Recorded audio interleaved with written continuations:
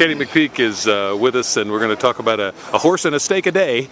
And we'll start with the Coolmore Lexington on Saturday. You got Golden Ticket. How's he coming up to the race? Well, he's doing great. He had an abscess in a heel before we left Gulfstream Park, and we had to skip a work down there. That kept him out of the bluegrass, which might be a blessing in disguise.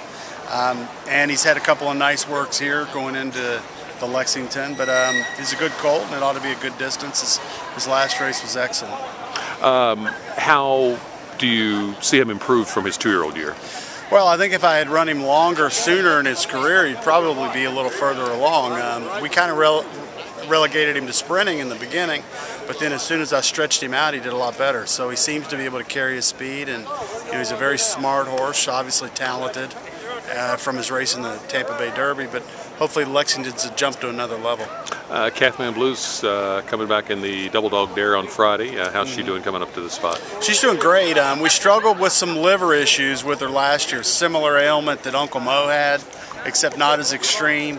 We gave her an extended period off and was able to get that issue hopefully behind us.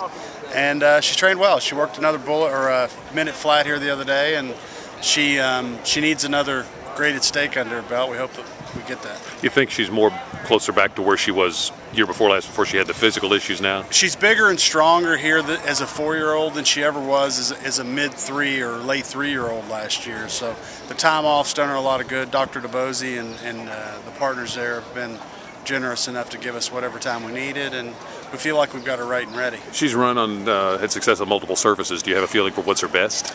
Well, I don't know what she'll do over the synthetic, but you know what? She's a good filly. I mean, good horses usually run over about anything. If she doesn't run well on this, we'll probably shift her back to the grass, although she's shown we've got a lot of options. Rogue Romance comes back on Sunday in the Ben Ally. Why'd you pick that spot? Well, he had a great race in Florida. He ran a 100 buyer figure off the layoff, and it's a really nice horse. We like winning here for the Clay family, Runnymede Farm, and just felt like it would be a good time to try him on the synthetics too. He's won on the turf and the dirt as well, and maybe another option with him if he does well this weekend. 1 1/8 as far as distance. Do you have a feel what his ideal distance is? I don't think 1 1/8 is an issue whatsoever. I think he'll handle that real well. Curious on how that race is going to unfold as far as what type of horses go in there, but he's a loaded gun. And finally, the Appalachian tomorrow, Stream Pegasus. Tell me how she's looking in that spot.